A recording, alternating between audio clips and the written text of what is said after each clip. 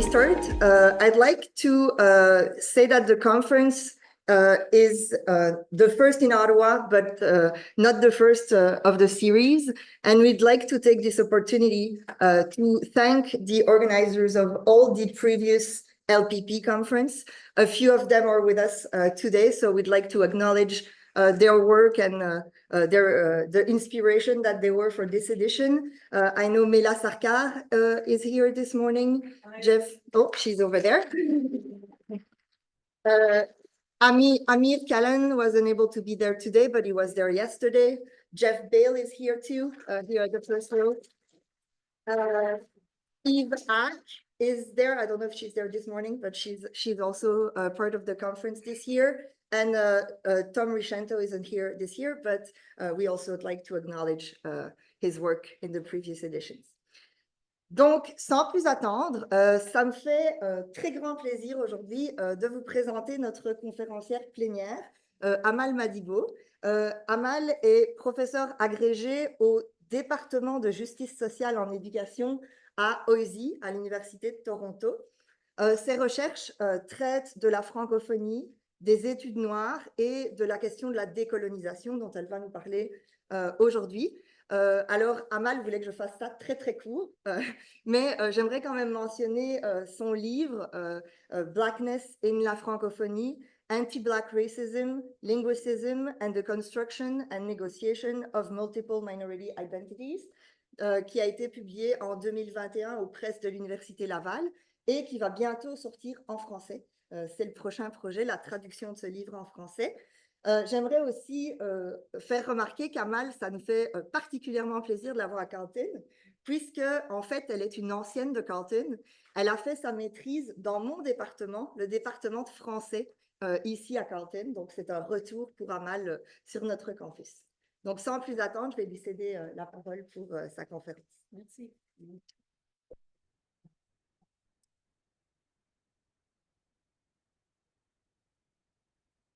Bonjour, hello, salam alaikum, izaykum. Je voudrais commencer en soulignant que les terres sur lesquelles nous nous trouvons font partie d'un territoire ancestral qui a longtemps servi de lieu de rencontre, de vie et d'échange entre les peuples autochtones.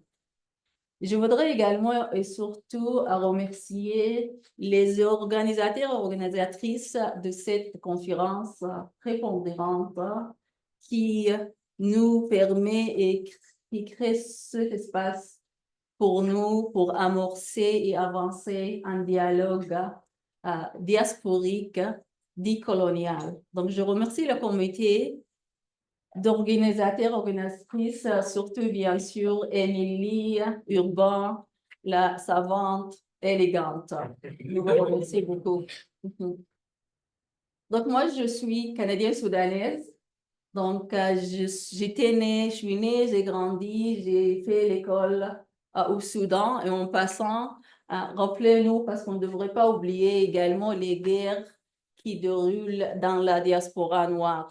Donc, il y a au Soudan, au Congo, en Haïti et ailleurs dans le monde, parce que toutes les vies comptent et chaque vie compte. Donc, on est pour la paix à l'international en tenant compte donc, des équités et des justices sociales. Donc, au Soudan, c'est là où j'ai grandi, comme je l'ai dit, donc, où le peuple de la terre parle environ une centaine de langues dans un contexte multiculturel.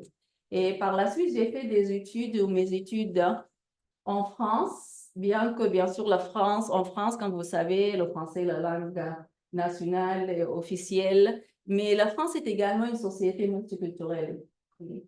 Et donc, par la suite, j'ai déménagé et là où je vis présentement au Canada, qui est également, comme vous savez, un pays, une société multiculturelle et multilingue. Donc, de fait, je suis vraiment ravie.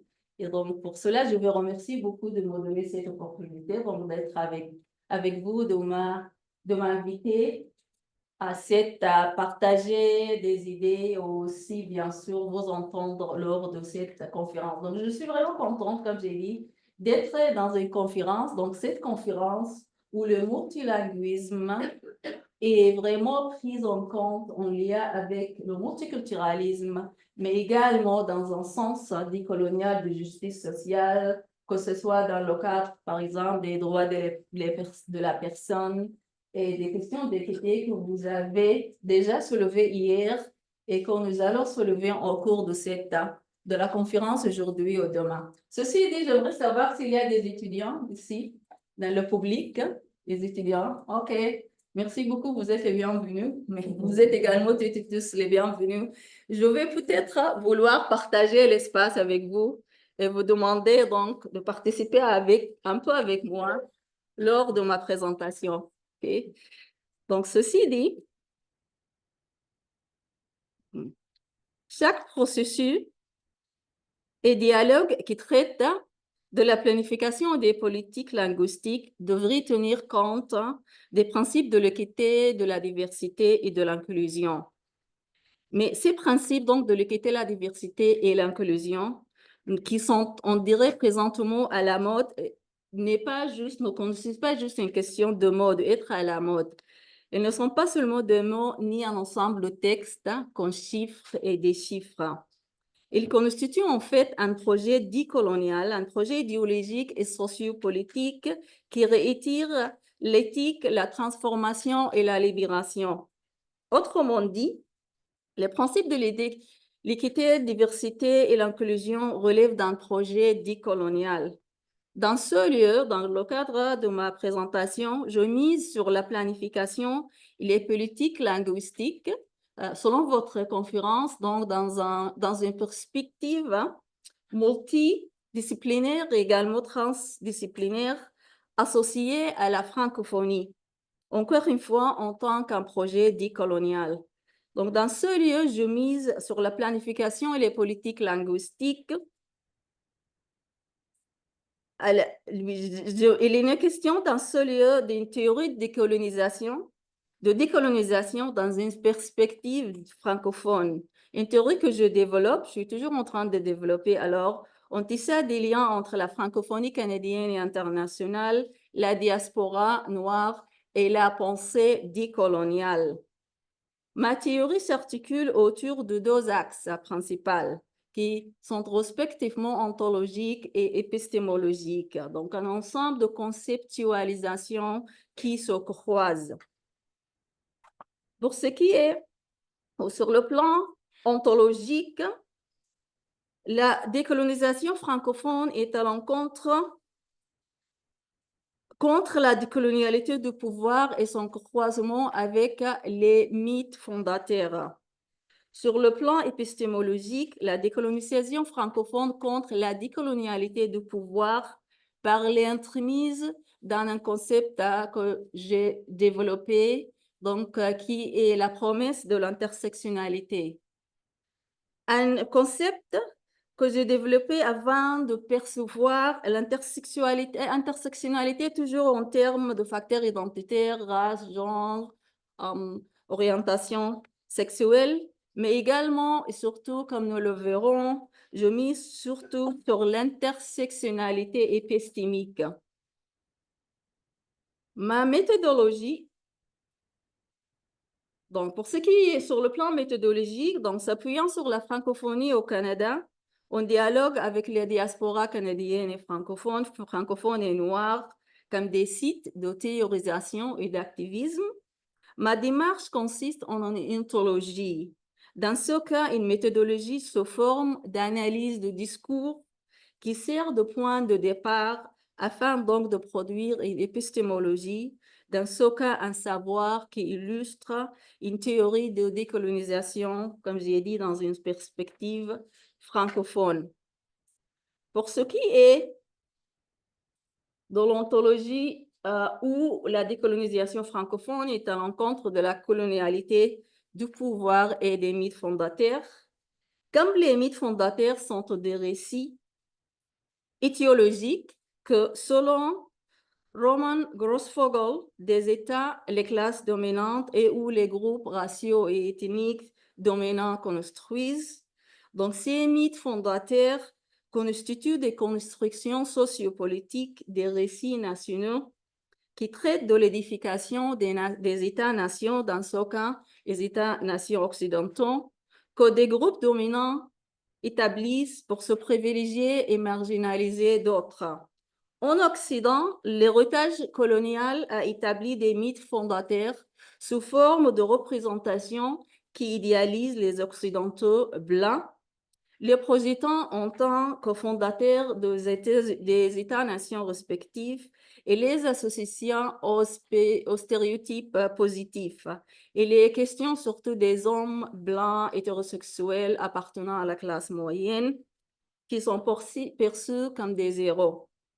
Par contre, les mythes fondateurs accordent des représentations négatives aux groupes racialisés afin de les distancier de l'édification des États-nations occidentaux. Les groupes racialisés sont projetés comme des étrangers éternels qui n'ont rien à voir avec les bâtisseurs des États-nations et qui, au contraire, sont un fardeau pour ces derniers.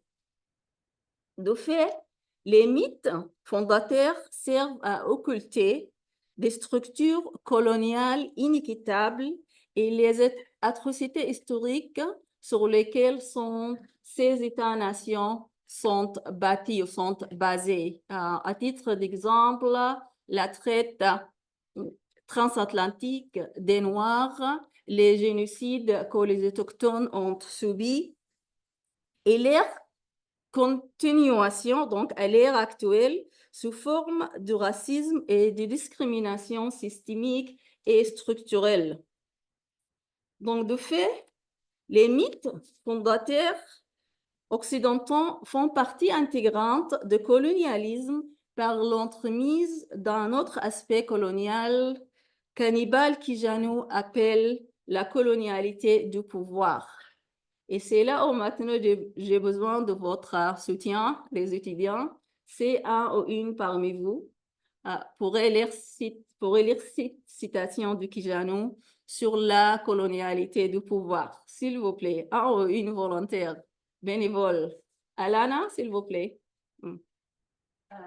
Les élites blanches ont continué à contrôler les structures économiques et politiques, à classifier les populations et d'exclure les personnes de couleur du plein exercice de la citoyenneté dans la communauté imaginaire appelée la nation. Merci beaucoup, Alana. La colonialité, donc, de fait, la colonialité du pouvoir, comme Alana nous le rappelle, désigne les structures de domination économique et politique, de contrôle et d'hégémonie qui ont émergé de projets coloniaux et persistent dans des institutions socio-économiques et politiques à l'ère actuelle. Les mythes fondateurs et la colonialité du pouvoir s'appuient mutuellement. On assiste donc à une intersectionnalité, comme je m'intéresse à l'intersectionnalité épistémique, des mythes fondateurs et de la colonialité du pouvoir, soutenus par la suprématie blanche qui renforce l'image eurocentrique de l'État-nation occidental et de son identité nationale. En associant le récit national des États-nations occidentaux aux Blancs occidentaux, les mythes fondateurs et la colonialité de pouvoir, leur croisement, servent à écarter les peuples autochtones, des Noirs et des musulmans, des femmes, des communautés queer qui ont participent toujours activement à l'édification des États-nations occidentaux. Donc, du point de vue ontologique, la décolonisation francophone vise à problématiser les mythes fondateurs et le croisement avec la colonialité de pouvoir et les contrer pour que le récit étiologique de l'État-nation moderne et son identité nationale reflète la diversité dans une perspective d'équité, la diversité de tous les groupes sociaux et raciaux et d'autres groupes qui font partie de ces États-nations. L'identité nationale en question est l'identité canadienne, c'est également l'identité francophone, mais c'est également l'identité nationale dans d'autres pays dans l'espace colonial donc dans l'Occident présentement. Et de fait, donc, le récit national du Canada, comme vous savez, reproduit des mythes étiologiques, donc qui représentent les anglophones et les francophones blancs d'origine occidentale comme étant les deux peuples fondateurs du Canada. Un récit étiologique, encore une fois, qui écarte d'autres groupes raciaux, ethniques, religieux, groupes des femmes, queer, ainsi de suite, comme j'ai dit, qui font partie intégrante et ont toujours fait partie intégrante de l'édification de cet État-nation. Donc, de fait, la planification et les politiques linguistiques ne devraient pas reproduire les récits sous genre de récits national, colonial, mais au contraire, à l'instar du colonialisme ou de la décolonisation francophone dans ce cas, de les contrer et donc pour éventuellement les éliminer. Donc, pour ce qui est de l'épistémologie, où la décolonisation francophone est à l'encontre de la colonialité de savoir par l'entremise de la promesse de l'intersectionnalité. Donc, mon approche de l'intersectionnalité s'appuie sur l'afroféminisme, surtout la théorisation de Patricia Hill Collins, qui est l'une des rares afroféministes à écrire en français. Donc, elle ne traduit pas justement, ceci n'est pas pour suggérer que la traduction ne fonctionne pas, mais elle écrit en français. Donc, Hill Collins valorise l'intersectionnalité comme un projet libérateur. Il l'appelle une théorie de critique sociale. Et vous savez que la tradition critique est une tradition décoloniale. Ce qui me fait penser à la question très importante qu'Alana a posée hier,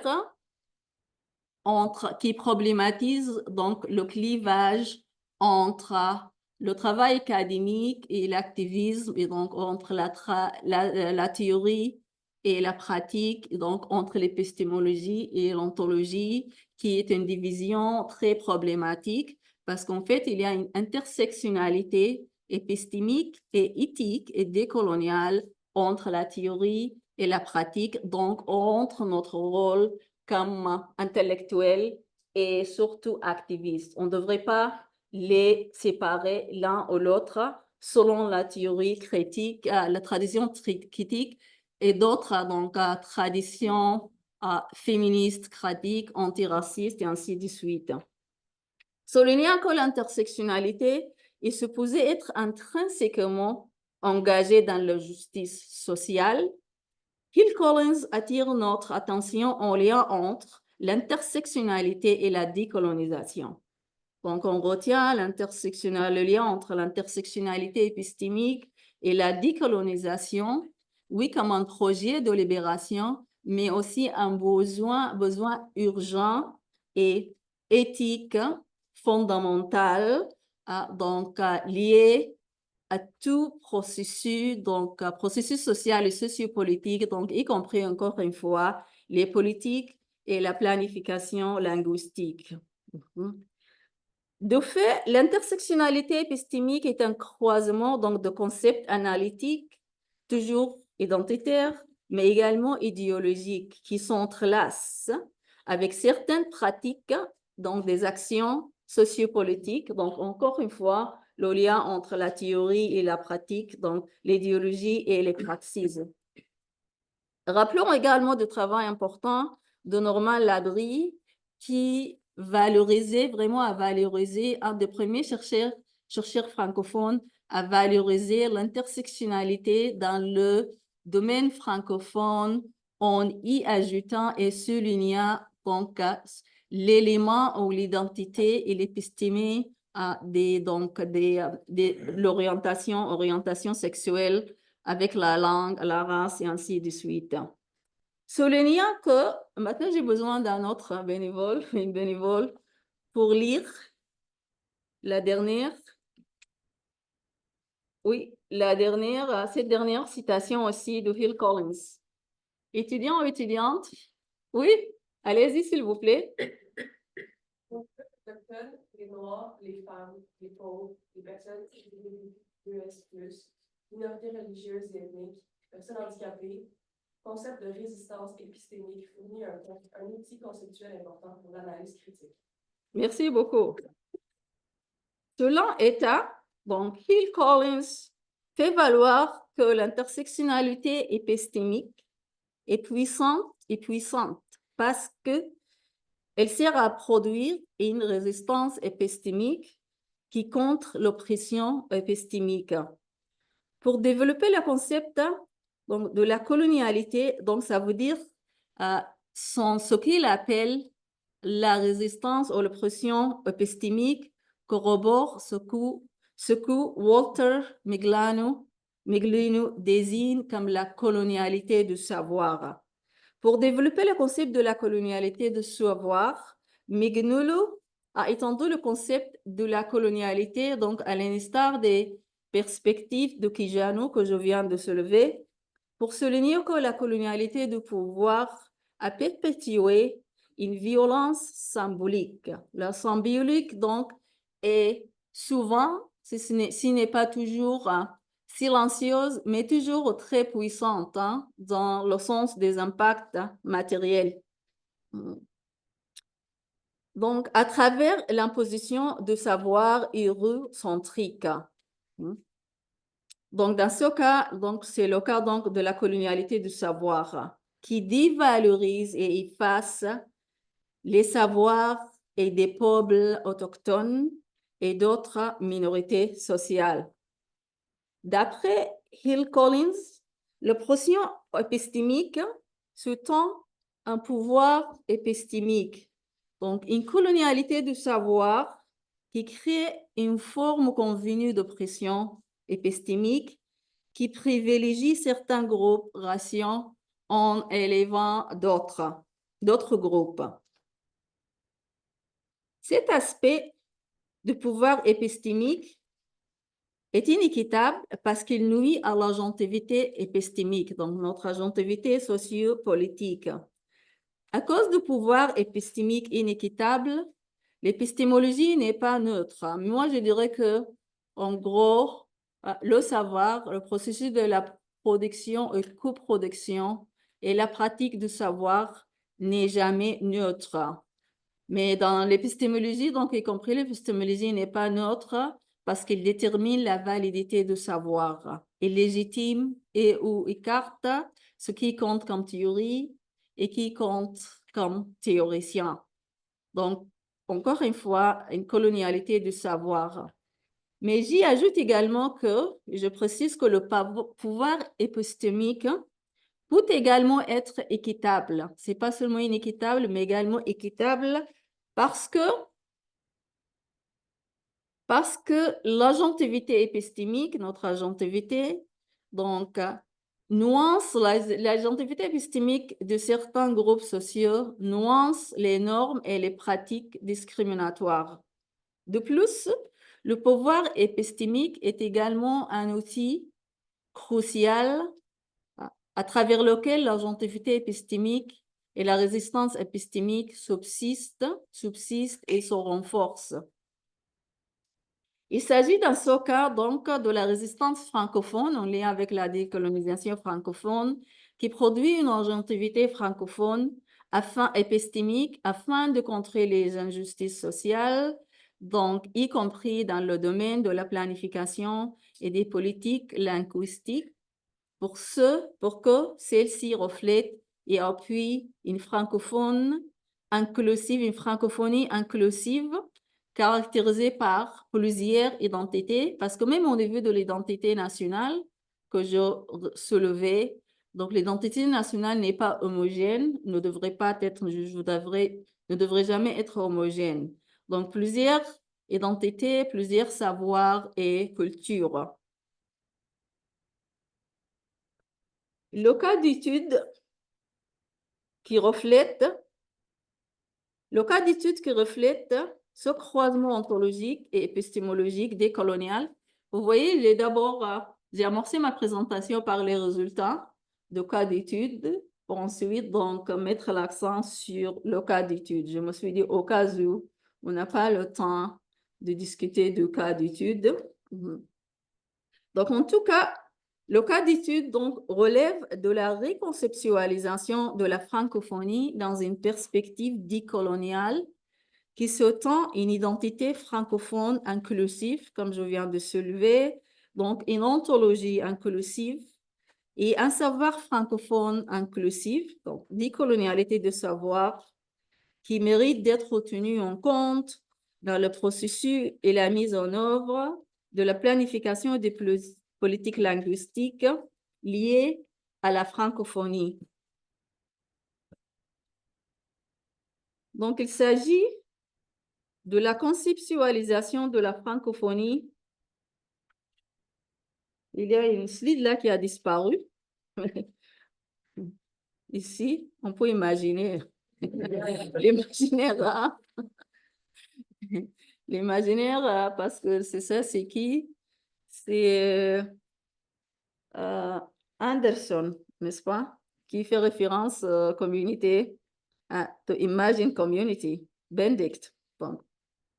Donc, cette conceptualisation de la francophonie qu'on a sens d'imaginer se reflète à travers un dialogue entre Léopold Sédar Senghor et Michel Tito. Selon Senghor, la francophonie suscite humanisme intégral qui se tisse autour de la terre. Cette symbiose des énergies dormantes de tous les continents, de toutes les races, donc de toutes les races. Cette perspective, bien que il a été partagée avec nous en 1962, la raison pour laquelle je la réitère maintenant, parce qu'elle est toujours recevable, car elle fait partie du projet colonial, qui est un processus à compléter et accomplir. Et à l'heure actuelle, bien sûr, nous avons besoin, malheureusement, mais heureusement, donc nous sommes en train de le faire, de réitérer donc la décolonisation, l'antiracisme et ainsi de suite. Quant à Michel Tito, il souligne dans son ouvrage intitulé « La francophonie, histoire, problématique et perspective » que la francophonie est un regroupement des peuples et un ensemblement des pays qui utilisent le français de plusieurs façons. Bon.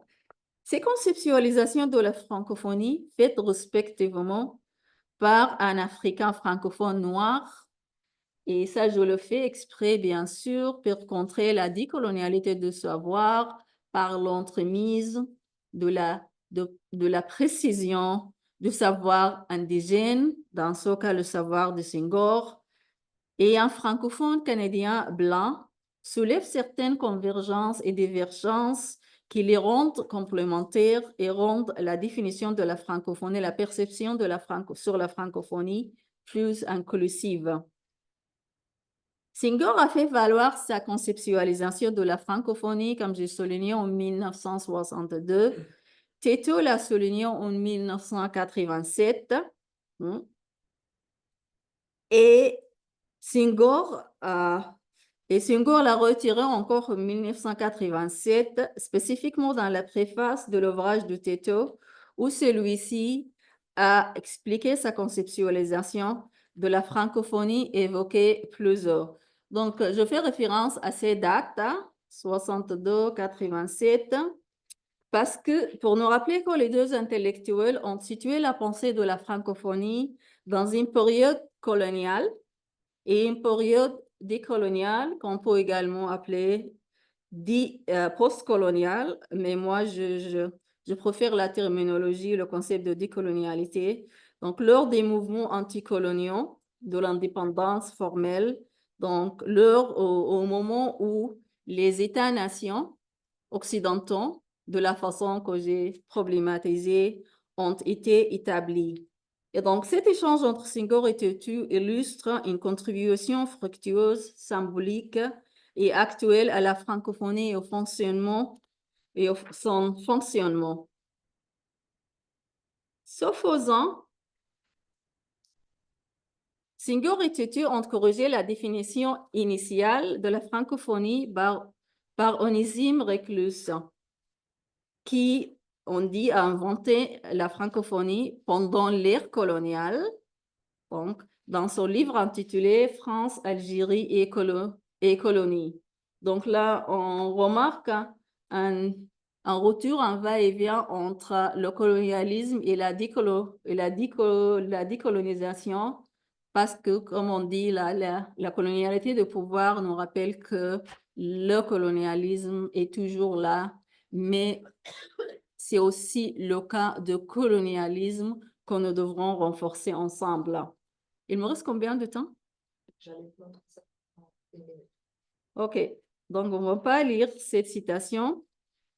Mais comme le souligne Tito, le discours de Reculus est bien colonial. Donc, il correspond à la doctrine coloniale de l'époque où il a été produit. À l'époque-là, le colonialisme était surtout explicite, présentement dans notre ère décoloniale. Et c'est pour ça que j'ai en fait souligné également cette perspective coloniale. Le colonialisme est toujours là, comme j'ai dit, c'est implicite, mais c'est également et surtout explicite. Donc, nous tenons compte de cette approche aux manières donc explicites du colonialisme qui est toujours présente, donc encore une fois symbolique, présente.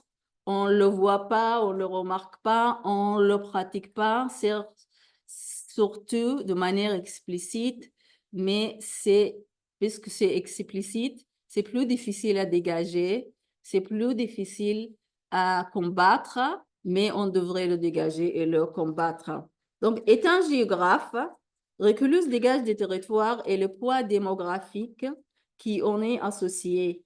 Mais ce positionnement n'est aucunement neutre. Comme j'ai dit il y a quelques minutes, là, l'épistémologie et le savoir ne sont pas neutres. Reculus incorpore des espaces coloniaux et colonisés dans sa conceptualisation de la francophonie, mais associe les premiers au pouvoir colonial, la colonialité de pouvoir et du savoir, et les autres et les derniers à la marginalisation également coloniale. Donc, c'est un discours qui reflète la hiérarchie coloniale, linguistique et géographique, démographique et ainsi de suite. Je précise que le titre même de l'ouvrage de Reculus distancie la France et les colonies. Donc, un positionnement reconnaît le colonialisme et la suprématie blanche, donc, qui soutient cette hiérarchisation ou hiérarchie coloniale. Le discours de Reculus intègre une intersectionnalité du colonialisme, du racisme systémique et des hiérarchies linguistiques coloniales dans sous forme de colonialité de pouvoir et de savoir. Une catégorisation linguistique qui divise les francophones en plusieurs groupes inéquitables. Donc, il y a des hommes parmi lesquels, on dit d'abord des hommes, ça veut être des acteurs sociaux parmi lesquels le français règne, ceux dont le français est la langue policière, et ainsi de suite. Cependant, pour utiliser les mots de Frantz Fanon, Senghor et Têtu ont retourné le regard colonial. Donc, c'est le fait de retourner, de renverser le regard colonial qui est un fait décolonial, comme au niveau des idéologies et de pratiques, donc selon les remarques très importantes qu'Alana a soulevées hier, renversant les dichotomies de la domination coloniale, donc renversant la colonisation du pouvoir et du savoir, incarné donc dans la perception de Reculus sur la francophonie. Têtu a retourné le regard colonial en optimisant la francophonie en deux piliers, macro et micro, donc des peuples, des pays, des peuples, sans écarter le troisième niveau, ce qui est le méso. Donc, je dirais que dans ce cas, dans le processus de planification politique et planification linguistique, donc on tient compte des niveaux de État, oui, peuple, et puis le niveau entre les deux. Têtu a rendu la conceptualisation de la francophonie inclusive. On y ajouta les pays qui choisissent de s'associer à la gouvernance francophone mondiale. En l'occurrence, mon pays, le Soudan, est en train d'entamer des démarches pour devenir membre de la francophonie internationale, dans ce cas membre à titre de membre observateur, où le statut de français n'est pas fixe, mais plutôt dynamique, diversifié et évoluant. La vision d'étude de coloniale, parce qu'elle présente le français non pas la langue de la France, ni la langue de la Belgique ou du Canada français, pas la langue d'un pays occidental comme tel, mais la langue de la francophonie. Donc, les États-nations, les citoyens, les diverses, comme le dit Senghor, dans toutes les terres, tous les espaces géographiques où les citoyens choisissent de fonctionner en français et de tisser des liens, surtout l'aspect social et interactionnel, pour bâtir un présent et un avenir prometteur. Senghor a retourné le regard colonial en envisageant la francophonie en tant que humanisme. Humanisme, donc, ce que, comme vous savez, Senghor appelle donc humanisme de la civilisation de l'universel. L'humanisme de Senghor est une épistémologie de métissage culturel. En fait, ça, la théorie, parce qu'on sait que le savoir indigène, les savoirs indigènes ont été, donc, dans des processus de colonialisme, ont été appropriés. Oui, éliminés, mais également appropriés sans les donner la reconnaissance qu'ils méritent. Parce que la théorie, dans ce cas de Senghor, donc de métissage culturel, ont inspiré des théories et des approches sur le multiculturalisme, l'interculturel, le cosmopolitanisme et ainsi de suite. Donc, c'est un métissage culturel et racial dont l'ontologie est un dialogue entre plusieurs races et cultures, dans des peuples donc, qui se rencontrent et tissent divers liens. L'humanisme et la francophonie se chevauchent et s'inspirent par ce que Senghor appelle le traditionnalisme africain. Une gamme de systèmes de savoir indigènes dont la valeur universelle, dans ce cas l'universalisme, est également local et régional. Donc, c'est aussi une vision inclusive sur la mondialisation. Parce qu'on a la mondialisation, il y a toujours aussi la localisation. Donc, le globalisation. Okay? Donc, le traditionnalisme africain, donc, une gamme de systèmes de savoir indigènes dont la valeur universelle est de valoriser l'esprit, l'être humain, les acteurs et les acteurs sociaux. Le traditionnalisme africain compte donc la philosophie de l'Ubuntu, dont Murithi nous dit que l'Ubuntu, en fait, c'est issu, puisqu'on est aussi dans un contexte qui apprécie et analyse les langues et aussi les relations langagières.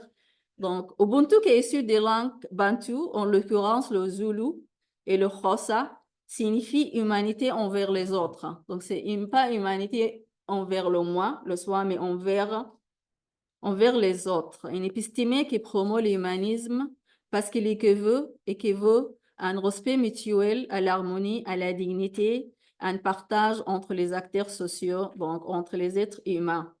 L'interconnexion, l'interdépendance de l'Ubuntu constitue une ontologie de subjectivité humaine qui valorise le communautarisme afin de renforcer les connexions, encore une fois, entre les dialogues, comme ce genre de dialogue entre des acteurs sociaux. Toutefois, à l'instar de l'humanisme de Senghor, l'Ubuntu ne nie ni néglige les iniquités sociales, parce qu'il ne faut pas les négliger, n'est-ce pas? Au contraire, il les reconnaît, les rejette et se propose une solution juste et équitable, voire décoloniale pour les éliminer. Cet humanisme est fondamentalement antiraciste, voire décolonial, donc il contre la colonialité du savoir et du pouvoir. Donc, dans ce cas, cet humanisme est une décolonialité du pouvoir et du savoir. De fait, Donc, la planification et les politiques linguistiques sont inclusives quand elles tiennent compte de l'intersectionnalité, de l'épistémologie, de l'ontologie, donc de la colonialité, décolonialité de pouvoir et la décolonialité de savoir, et surtout l'humanisme décolonial qui les lie les unes aux autres. Et c'est avec cette note sur l'humanisme que je conclue mes commentaires. Merci de votre attention.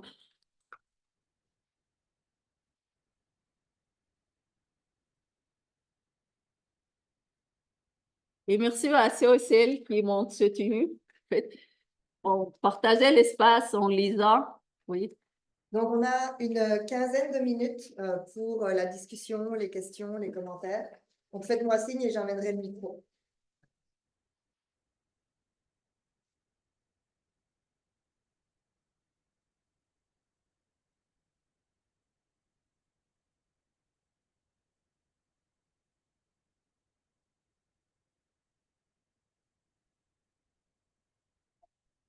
Mais je voulais donner la place aux autres.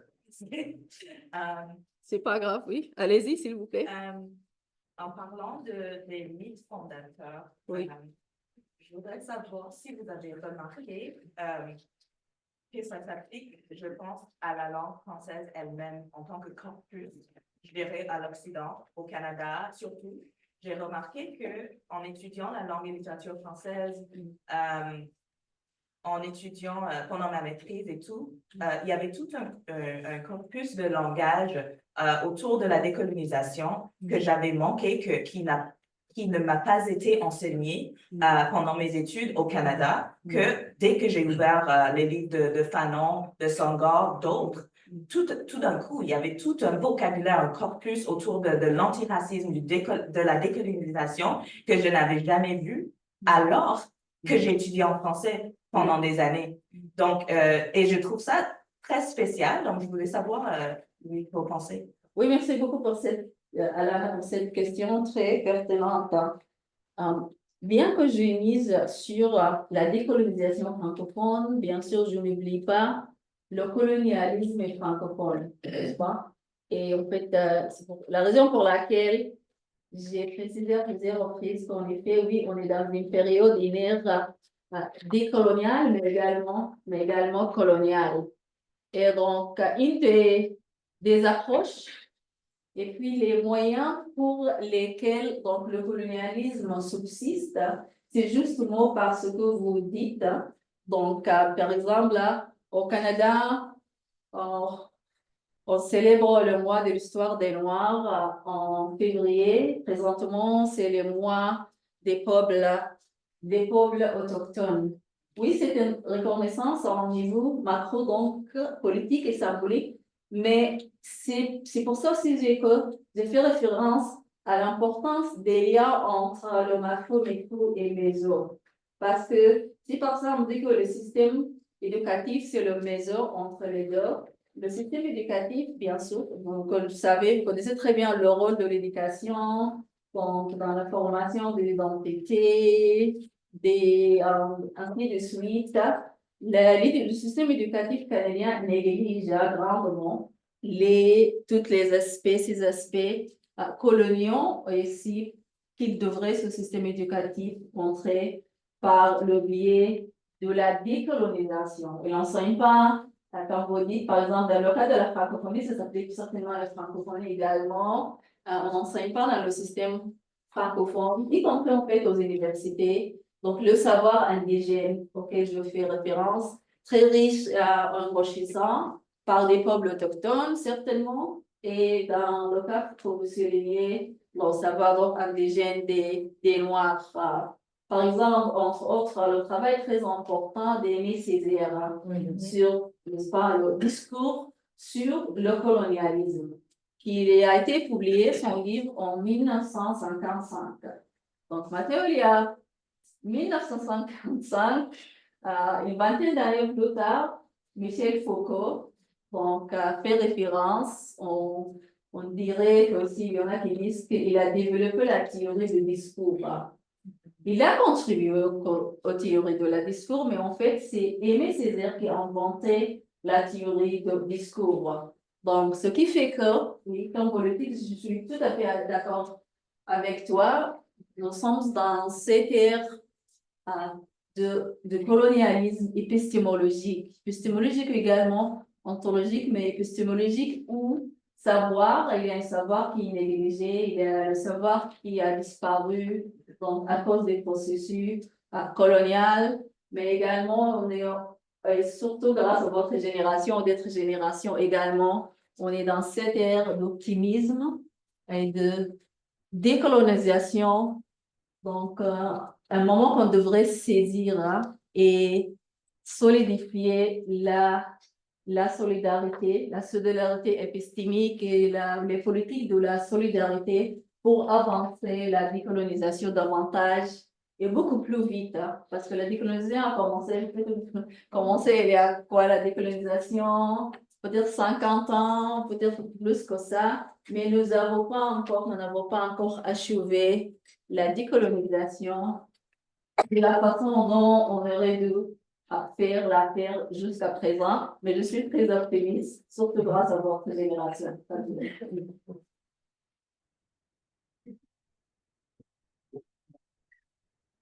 Bienvenue à OSIP. Merci. On vous attend. Bonjour, merci beaucoup pour la conférence. J'ai plusieurs remarques, questions, et puis vous répondrez à ce qui vous semble pertinent. Merci. La première chose, c'est je me demandais pourquoi vous n'avez pas parlé de la revue Esprit de 1962, qui montrait effectivement, vous savez, qui s'intitule Le français langue vivante, et qui montre aussi une contribution d'intellectuels à travers le monde à ce que pourrait être justement la francophonie, et puis avec des chercheurs qui viennent, des intellectuels qui viennent des 4 coins du monde. Donc je voulais avoir votre avis là-dessus. Vous avez répondu en partie ici, mais vous aviez parlé au début en introduction de cas d'études. J'aurais été intéressée de savoir plus particulièrement dans vos recherches s'il y avait à Toronto ou au Canada justement des tentatives d'inclure les savoirs indigènes dans l'éducation, si vous aviez, comme je suis de France, des lumières à pouvoir m'apporter sur cette question. Et la dernière chose que j'aimerais vous demander, mais sans prendre votre place à discussion en quelques mots, c'est quid des autres phonies, parce que nous sommes dans un pays bilingue et autant on parle de francophonie, autant anglophonie, on en parle moins. Mais je me demandais, puisque nous sommes aussi dans un pays anglophone, qu'est-ce qu'on peut dire aussi de la tentative de décoloniser ce qui pourrait être une anglophonie? OK, merci beaucoup. Oui, bien sûr, j'ai fait référence à certains ouvrages, et en ce faisant, j'ai pas inclus d'autres ouvrages, d'autres théoriciens dont le travail est vraiment crucial. Je suis au courant des œuvres que vous venez de citer, mais en fin de compte, il y a la question de temporalité.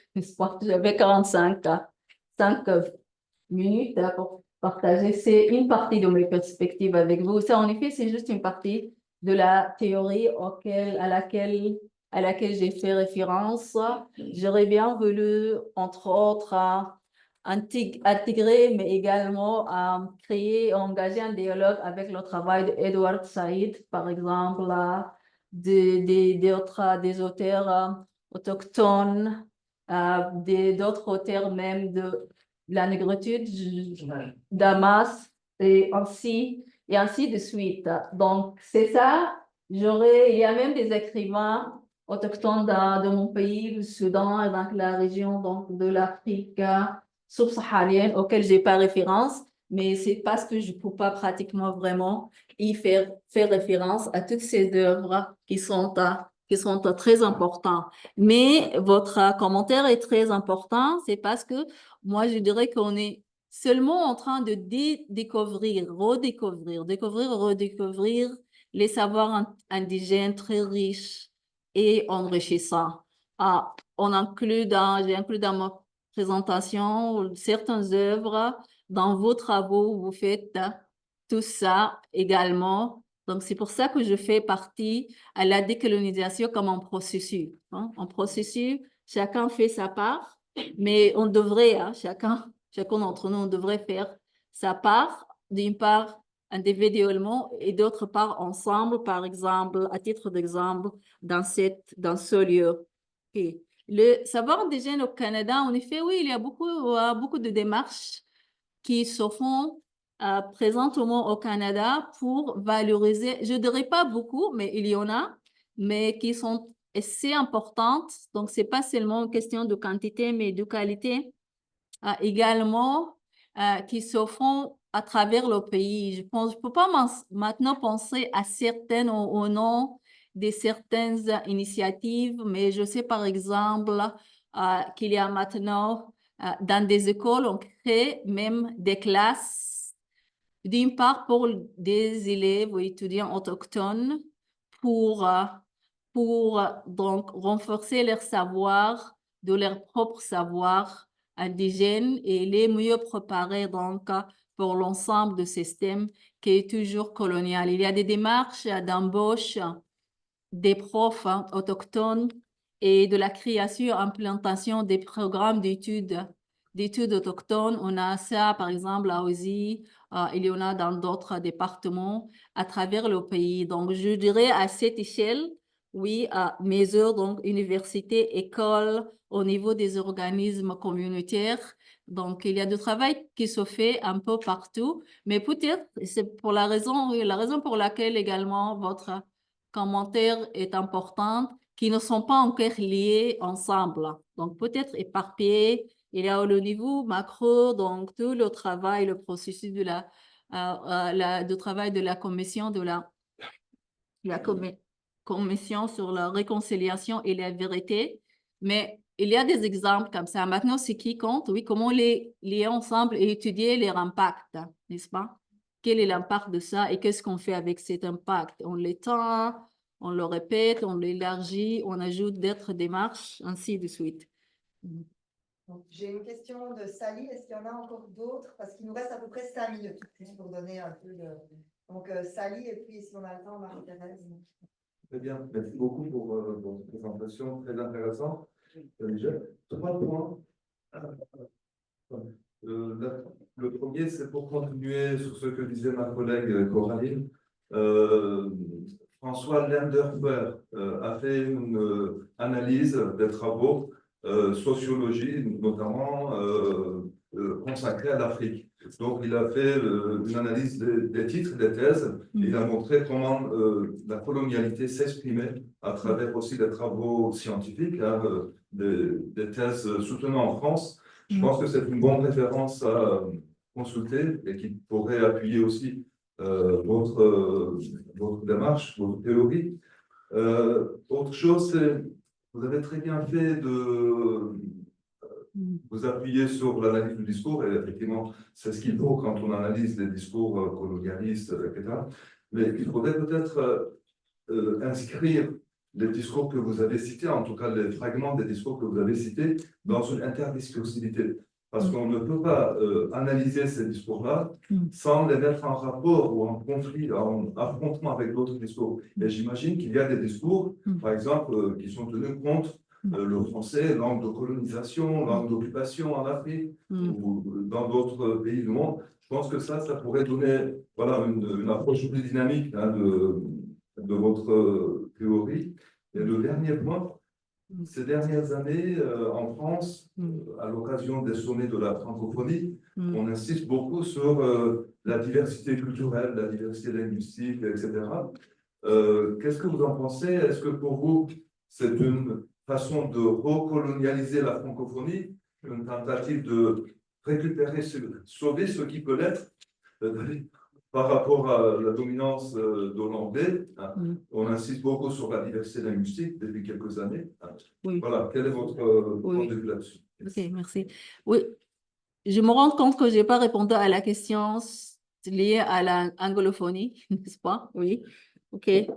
J'y reviens si on a le temps. Donc, une théorie est complète, n'est-ce pas? Ça s'applique à la mienne, à la vôtre aussi. Alors, et comme j'ai dit, le fait que j'ai inclus certains auteurs dans ce travail, ça n'indique pas qu'il y a d'autres que je n'ai pas auquel j'ai pas pensé, au école Eliona, que je vais jamais inclure dans mon travail pour plusieurs raisons, y compris peut-être je ne suis pas au courant. Donc, merci des suggestions, mais ça applique, hein, ce genre de limites s'applique à tout travail. La question donc en lien donc dans ma réponse à la première, dans ma réponse à la question d'Alana,